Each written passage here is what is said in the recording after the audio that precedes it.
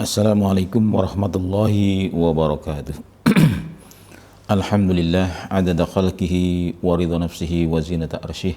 Asyhadu an la ilaha illallah wahdahu la syarika lahu wa asyhadu anna Muhammadan abduhu wa rasuluh la nabiyya ba'dah. Allahumma salli wa sallim ala nabiyyina Muhammad ibn Abdillah wa ala alihi wa ashabihi wa mawalah. Rabbi syrah li sadri wa yassir li amri wa hlul 'uqdatam min lisani yafqahu qawli, amma ba'd. Assalamualaikum warahmatullahi wabarakatuh. Ikhwan fillah, alhamdulillah masih dapat bertatap muka kembali, bertemu kembali di pagi hari ini.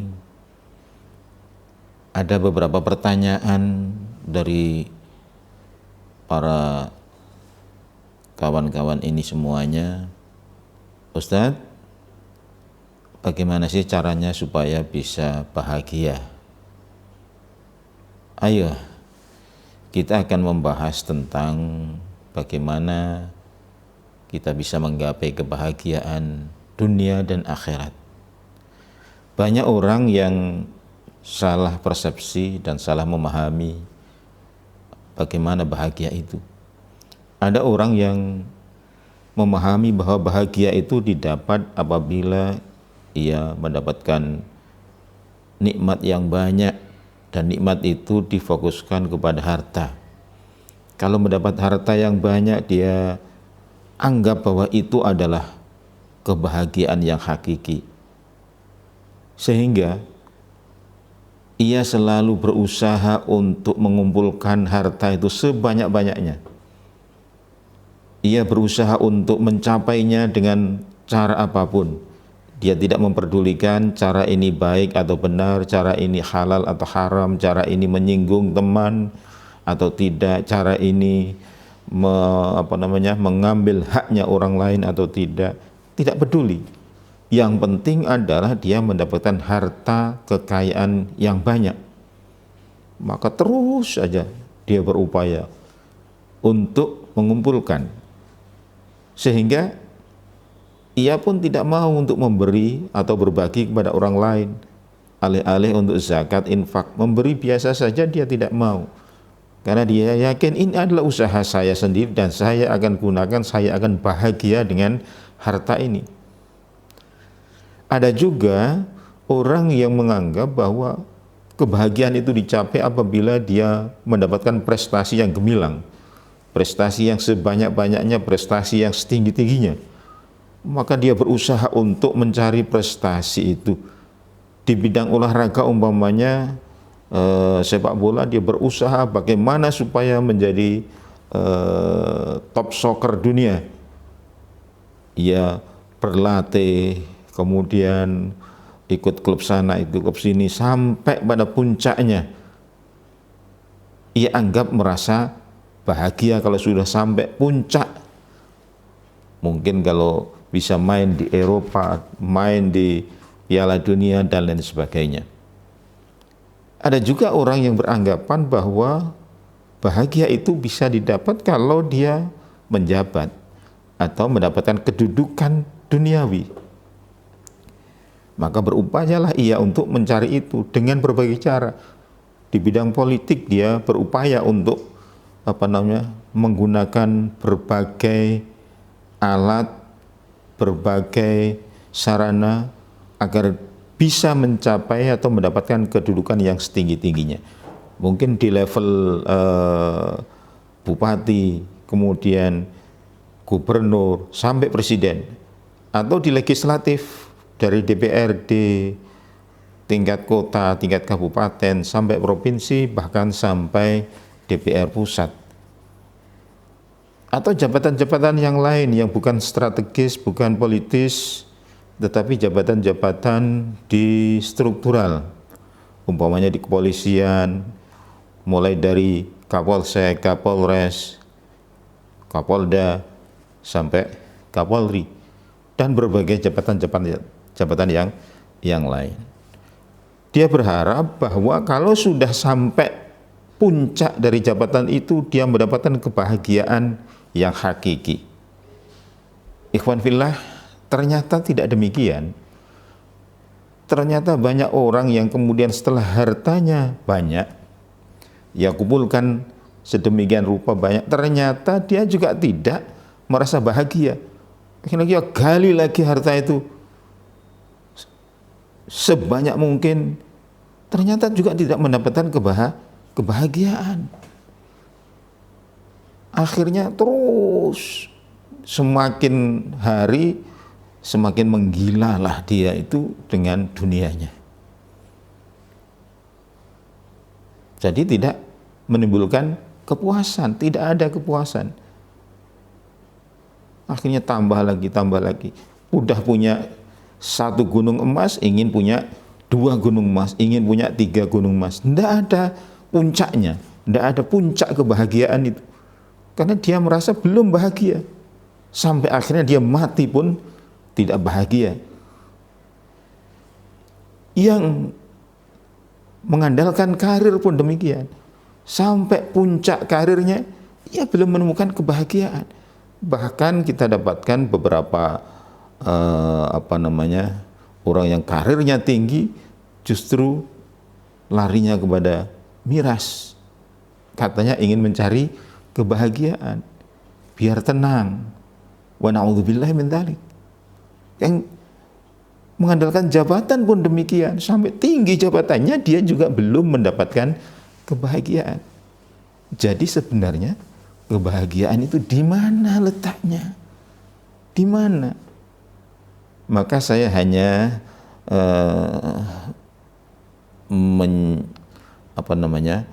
mengambil dari ayat Al-Qur'an, wattaqullaha la'allakum tuflihun. Bertakwalah kepada Allah agar engkau menjadi orang-orang yang bahagia. Nah, ini kuncinya. Kuncinya ternyata ada bertakwa. Bertakwalah kepada Allah dengan harapan engkau akan menjadi orang-orang yang bertakwa. Jadi orang-orang yang bahagia. Bagaimana bertakwa itu? Mari kita coba untuk menggali makna dari takwa itu. Kalau dari sisi bahasa, takwa berasal dari kata waqayaki, wiqayah. Kemudian ketambahan ittaqa yattaqi. Kemudian sampai kepada kata-kata takwa. Kalau diambil dari rumpun kata, asalnya berasal dari kata waqo, yang berarti adalah menjaga, prevent. Menjaga itu lebih baik daripada mengobati. Preventive is better than cure, yaitu menjaga kesehatan itu lebih baik daripada mengobati kalau sudah sakit. Itu secara bahasa. Berarti menjaga itu apanya yang kita jaga? Namanya menjaga kan harus ada yang dijaga, itu apa? Yang dijaga adalah ajaran-ajaran Allah Subhanahu wa ta'ala. Allah telah menurunkan ajaran itu melalui Al-Quran, ada yang melalui Rasulullah SAW langsung, kemudian menjadi hadis, yang kemudian kita pelajari di situ akan kita sarikan di dalamnya adalah ajaran-ajaran Islam. Maka untuk itu Muslim yang kafah itu harus faham Quran dan faham Sunnah, hadis Rasulullah SAW. Lalu bagaimana Ustadz, kita nggak faham, itu kan bahasa Arab, bahasa Al-Quran itu bahasa Arab, hadis juga bahasa Arab. Iya, minimal memahaminya mungkin dari terjemah kalau ada. Tetapi kadang-kadang terjemah itu tidak bisa mewakili ungkapan hati kata bahasa Arab. Maka yang harus dipelajari sebetulnya adalah ilmu-ilmu alat kebahasaan. Umpamanya ilmu nahwu yang mempelajari tentang tata bahasa, kemudian ilmu sorof yang mempelajari tentang asal-usul, sighah, dan lain sebagainya. Ada ilmu balaghah, ada ilmu badi, ada ilmu arud, dan seperangkat alat-alat yang lainnya yang perlu dipelajari. Di samping tentu kosakata, mempelajari kosakata yang ada dalam Al-Quran dan As-Sunnah. Dengan demikian, kita bisa memahami ayat-ayat Al-Quran, kita bisa memahami hadis-hadis Rasulullah SAW. Kalau sudah faham, maka kita akan mempunyai ilmu tentang ajaran-ajaran Islam, tentang syariat Islam, tentang akidahnya, tentang jalan-jalan yang harus dilalui dalam mengarungi kehidupan secara Islami. Ikhwan fillah, mudah kan sebetulnya? Jadi cukup untuk mempelajari Al-Quran dan As-Sunnah, maka kita akan bisa menjalani kehidupan secara Islami, agama ini dengan sebaik-baiknya.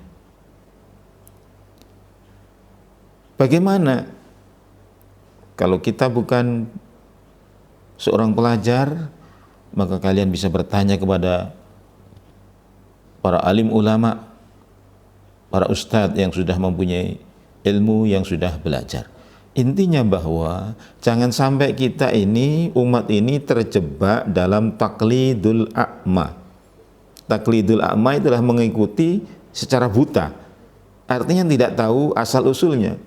Nah, ini adalah kebanyakan umat Islam itu seperti itu, nggak tahu asal usulnya, yang penting ikut ada.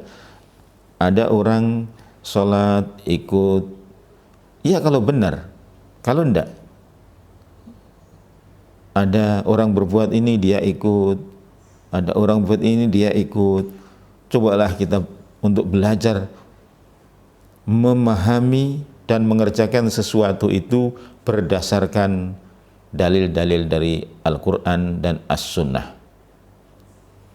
Ikhwan fillah, Rasulullah SAW bersabda, ittaqillaha haitsu ma kunta wa adbi sayyi'atal hasanata tamhuha wa khaliqin nas bi khuluqin hasanin. Yang artinya bertakwalah kepada Allah Subhanahu wa taala dimanapun kalian berada. Ittaqillaha haitsu ma kunta wa adbi sayyi'atal hasanata tamhuha, ikutilah kejelekanmu atau kemaksiatanmu dengan kebaikan, dengan harapan dapat menghapusnya. Wa khaliqin nas bi khuluqin hasanin, dan pergaulilah manusia itu dengan akhlak yang baik. Di sini ada tiga poin. Yang pertama bertakwa, yang kedua adalah berbuat baik, yang ketiga berbuat baik kepada manusia. Nah, di sini Rasulullah perintahkan kepada kita untuk bertakwa kapan saja, di mana saja. Di pasar kita bertakwa, artinya apa? Di pasar kita menjaga ajaran Allah Subhanahu wa taala. Di rumah kita bertakwa sebagai suami, menjaga syariat bagaimana seorang suami menurut ajaran agama Islam, sebagai istri juga menjalankan syariat, taat kepada Allah sesuai ajaran agama Islam. Di lapangan ketika bermain olahraga juga demikian, tetap bertakwa bagaimana bermain di lapangan menurut ajaran agama Islam, apa yang dibolehkan, akhlakiyahnya bagaimana, dan seterusnya, banyak sekali. Karena ayatnya adalah ati'ullaha wa ati'ur rasul, dan taatlah kepada Allah dan taatlah kepada Rasul, wa ulil amri minkum, dan kepada pemimpin di antara kamu. Taat kepada Allah. Jadi ajarannya adalah untuk taat. Jadi takwa itu adalah mentaati semua ajaran-ajaran Allah dan ajaran-ajaran Rasulullah SAW. Ini jelas Allah mengajarkan demikian. Untuk taat itu, maka ada ayat Al-Quran di surat yang lain, wattaqullaha wa yu'allimukumullah, dan bertakwalah kepada Allah, niscaya Allah akan mengajarimu. Nah inilah, hati kita ini terbuka, dibuka oleh Allah Subhanahu wa taala untuk mempelajari ajaran-ajaran Allah kalau kita semakin dekat kepadanya. Ada orang yang sulit untuk belajar. Karena apa? Mungkin kurang dekat, banyak maksiatnya. Ada yang baca sekali sudah hafal, kemudian faham. Ada yang baca berkali-kali tidak hafal, tidak faham, dan sebagainya. Kok bisa ya? Teman saya itu kok hanya baca sekali aja sudah hafal. Kok bisa, kok enak ya pemahamannya terhadap Al-Quran.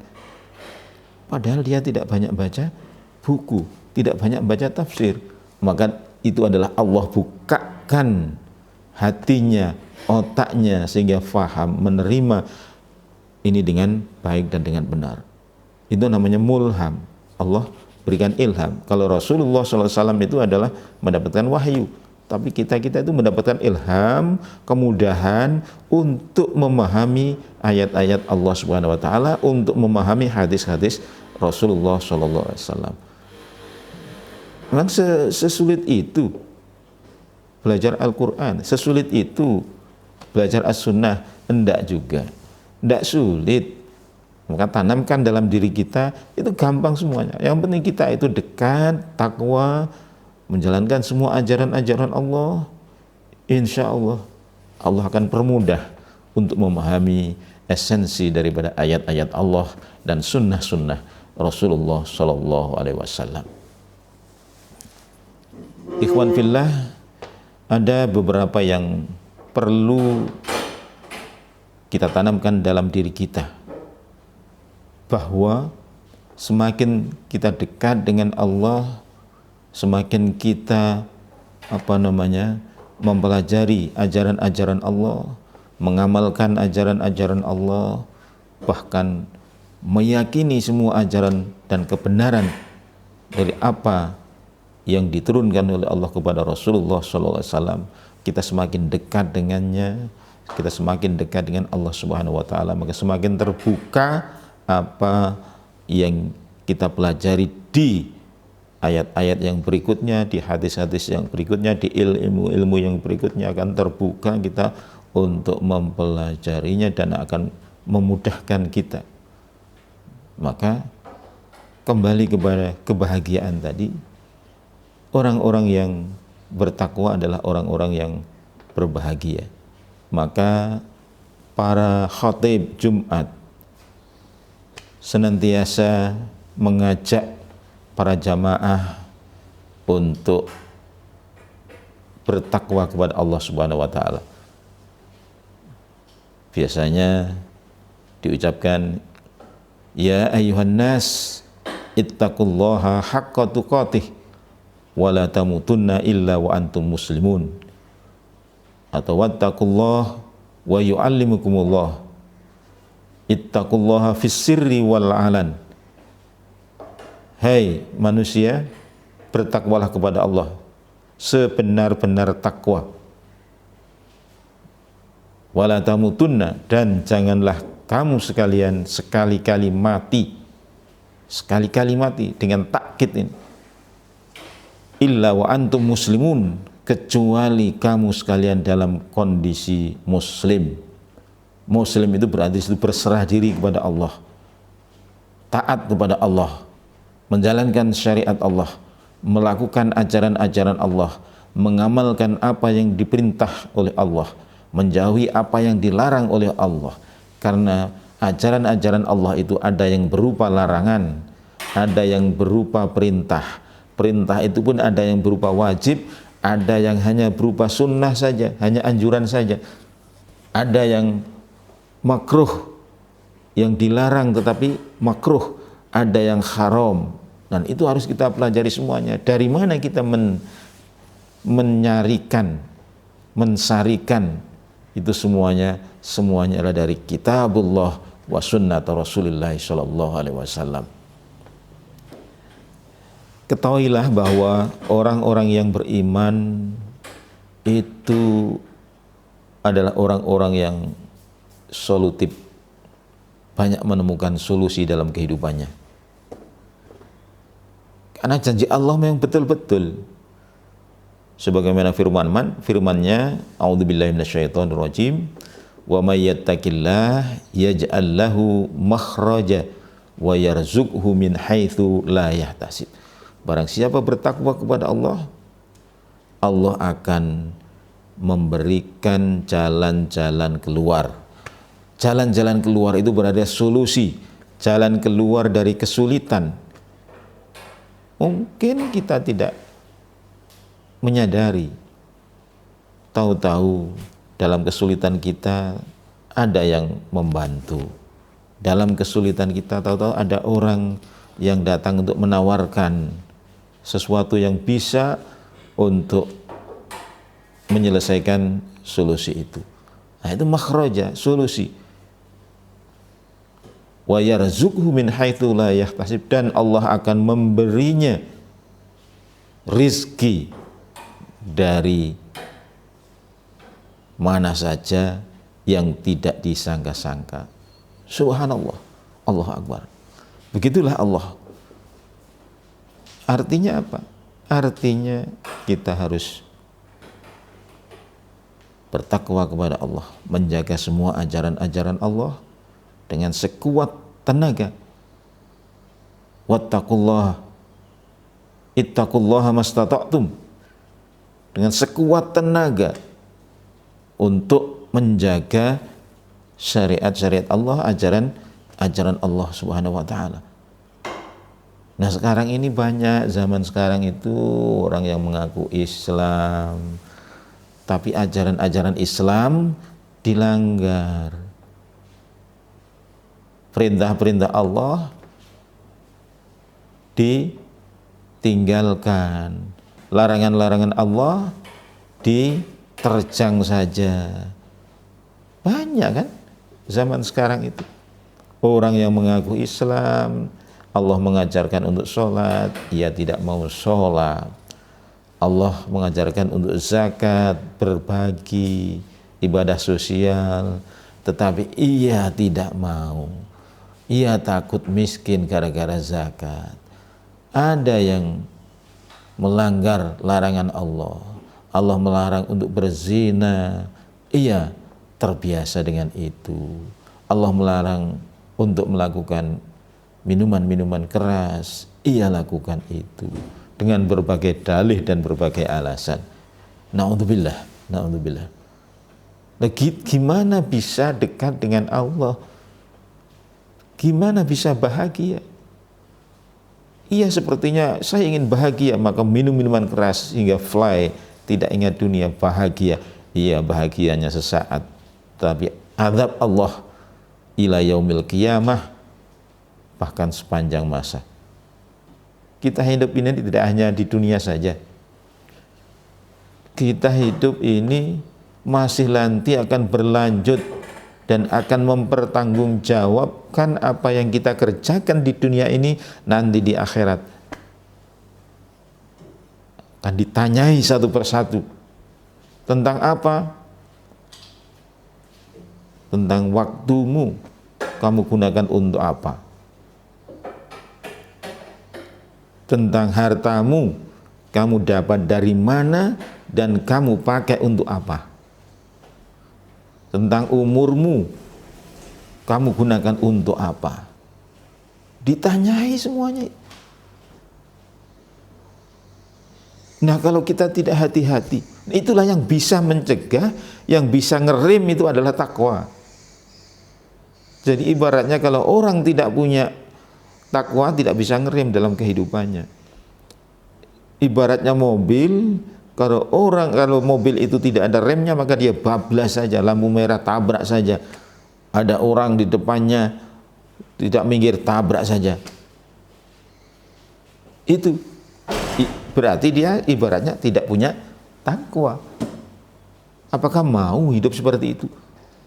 Makanya Islam ini datang adalah untuk menertibkan itu semuanya. Bayangkan kalau tidak ada ajaran-ajaran seperti ini, dunia ini akan tabrak. Tidak ada ajaran Islam, nggak ada rem, maka ya semuanya saja. Mungkin ada yang menyangkal, ya kitalah yang membuat aturan, kita yang membuat undang-undang. Tidak semua logika manusia itu sampai ke sana, sampai kepada hal-hal yang terbaik. Logika manusia itu terbatas dan berbeda-beda antara satu orang dengan orang yang lain.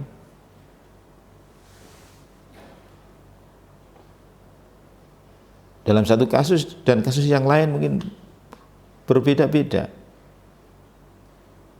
Tapi ini kalau sudah ajaran dari Allah dan Allah adalah yang menciptakan kita, Allah tahu persis apa yang kita butuhkan. Allah sediakan semuanya di muka bumi ini. Manusia ini butuh makanan, butuh lauk pauk, butuh karbohidrat. Allah ciptakan semuanya itu untuk dimakan oleh manusia. Artinya Allah tahu kebutuhan manusia ini. Itu secara biologis, psikis, kebutuhan-kebutuhan yang lain Allah pasti tahu. Sehingga kalau Allah membuat ajaran-ajaran itu tentu adalah yang terbaik.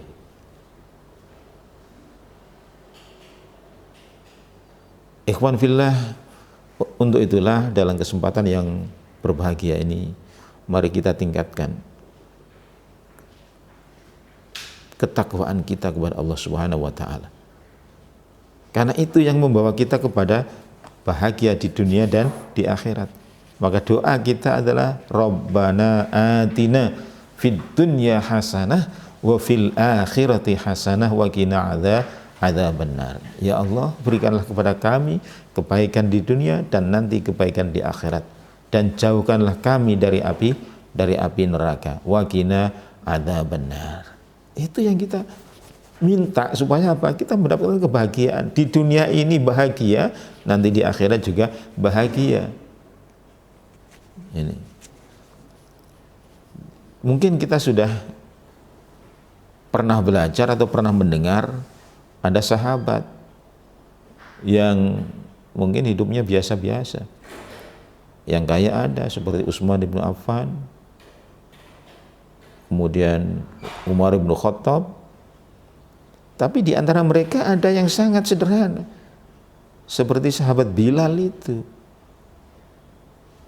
Kalau kalian melihat kebahagiaan dari sisi uang, dari sisi harta, dari sisi kekayaan, berkacalah kepada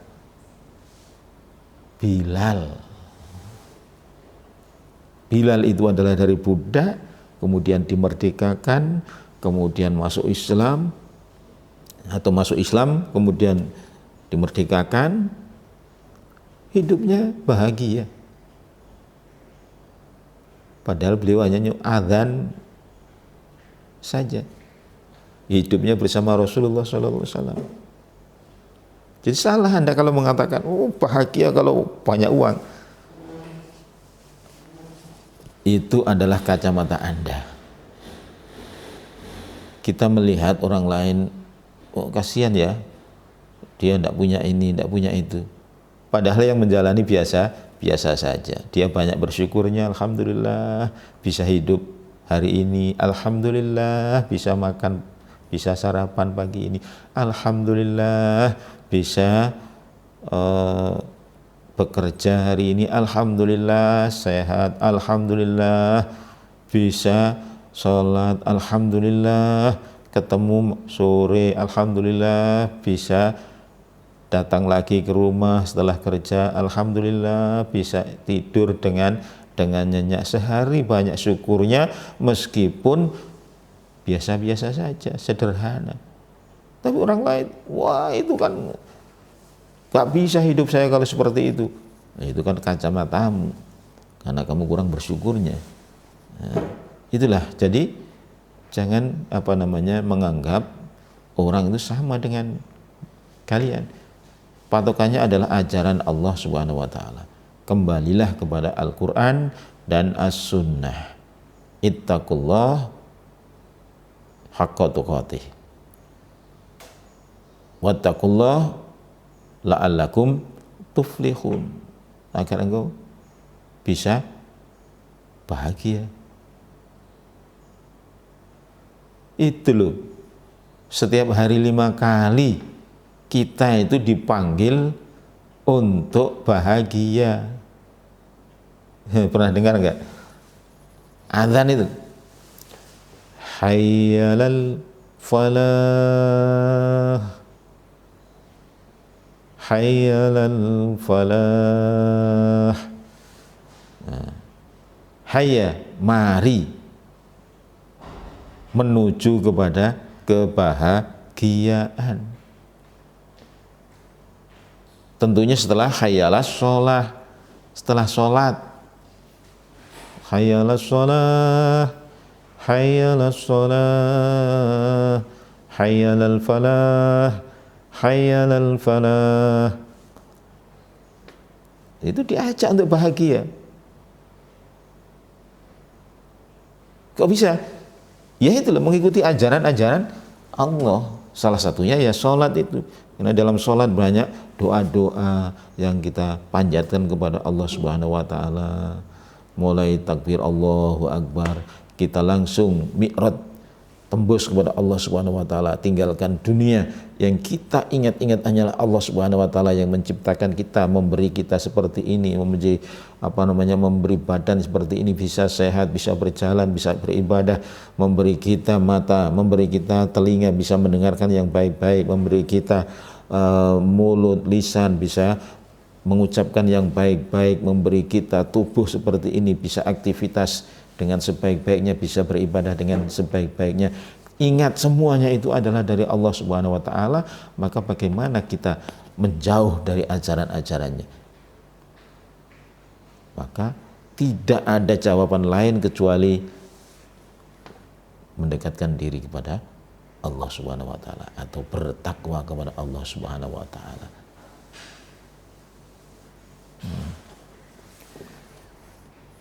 Ikhwan fillah, rasa-rasanya hidup ini goncang kalau tidak kita dekatkan diri kita kepada Allah Subhanahu wa taala. Kalau kita tidak bertakwa kepada Allah Subhanahu wa taala, maka bertakwalah kepada Allah kapan saja, pagi, siang, sore, malam, dan di mana saja, di kamar, di rumah, di tempat kerja, di pasar, di lapangan, di sawah, dan lain sebagainya, di laut, di bumi, di udara. Bertakwalah kepada Allah. Ittaqillaha haitsuma kunta, di mana saja. Jangan lupa bahwa ini adalah kepada Allah Subhanahu wa taala. Ini namanya muraqabah, selalu ingat, selalu sadar. Ini yang penting. Banyak orang yang nggak sadar, selalu ingat, selalu sadar bahwa kita ini adalah hamba Allah, sadar bahwa kita ini diciptakan oleh Allah, sadar semuanya yang kita dapat ini adalah dari Allah, sadar bahwa ini adalah waktunya untuk ibadah, sadar bahwa kapan saja dan di mana saja kita harus bertakwa kepada Allah Subhanahu wa taala. Terima kasih. Aqulu qouli hadza billahi taufiq wal hidayah. Wassalamualaikum warahmatullahi wabarakatuh.